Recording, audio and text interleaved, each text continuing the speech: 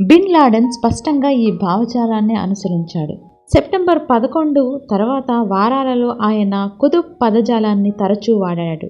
ఆయన శిక్షణ శిబిరాలు కూడా జిహాద్ కోసం అంకిత భావంతో పనిచేసే అగ్ర నాయకత్వాన్ని రూపొందించే ప్రత్యేక శిబిరాలు వలె కనిపిస్తాయి. ప్రపంచ వాణిజ్య కేంద్రంపై దాడి చేసిన వారు అందుకు ఉపయోగించిన విమానంలో అడుగుపెడుతూ మహమ్మద్నే తలుచుకున్నారని వారి వద్ద దొరికిన పత్రాలలో ఉన్నట్లు భావించబడింది. ఆశావహంగా ఉండండి, మహమ్మద్ ఎల్లప్పుడూ ఆశావాదే అని. అయితే విచక్షణారహితమైన ఈ దాడి మహమ్మద్కి ఆశావహంగా కనిపిస్తుందనడం ఎవరికైనా కంపరం కలిగిస్తుంది.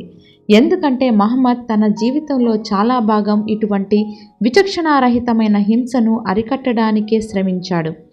అసలు ఇస్లాం అనే పదమే ముస్లింలు తమ సర్వస్వాన్ని భగవంతుడికి అర్పించాలనే అర్థాన్ని కలిగి ఉంది. ఇది సలాం అనే పదానికి సంబంధించింది. సలాం అంటే శాంతి. అంతేకాక ముఖ్యంగా మహమ్మద్ హింసను విడనాడి గాంధీ వలె ధైర్యంగా అహింసా మార్గాన్ని అనుసరించాడు. ఆయన మత ప్రచార పర్వం జిహాద్తో పరాకాష్ఠకు చేరిందనడం ఆయన జీవిత పథాన్ని వక్రీకరించడమే కానీ మరొకటి కాదు. జిహాద్ రూపకర్త కాకపోవడమే కాక మహమ్మద్ శాంతి కాముడు, శాంతి స్థాపకుడు. శాంతి స్థాపనకు ప్రాణాలను కూడా లెక్క చేయని వ్యక్తి. మక్కాతో రాజీ కోసం దృఢ నిశ్చయంతో తన సన్నిహితుల మద్దతును కూడా వదులుకున్నవాడు. మొండిగా చనిపోయే వరకు యుద్ధం చేసే కన్నా సంప్రదింపులతో రాజీ మార్గం అవలంబించటం మంచిదని భావించాడు.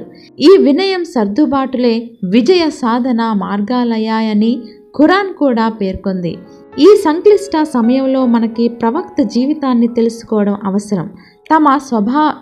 తమ స్వలాభం కోసం ముస్లిం అతివాదులు మహమ్మద్ జీవితాన్ని వక్రీకరించడాన్ని మనం ఒప్పుకోకూడదు. అమితంగా మారిపోయిన ఈనాటి ప్రపంచంలో మనం ఎట్లా ప్రవర్తించాలో నేర్చుకోవటానికి కూడా మనం మహమ్మద్ జీవితాన్ని చదవాలి.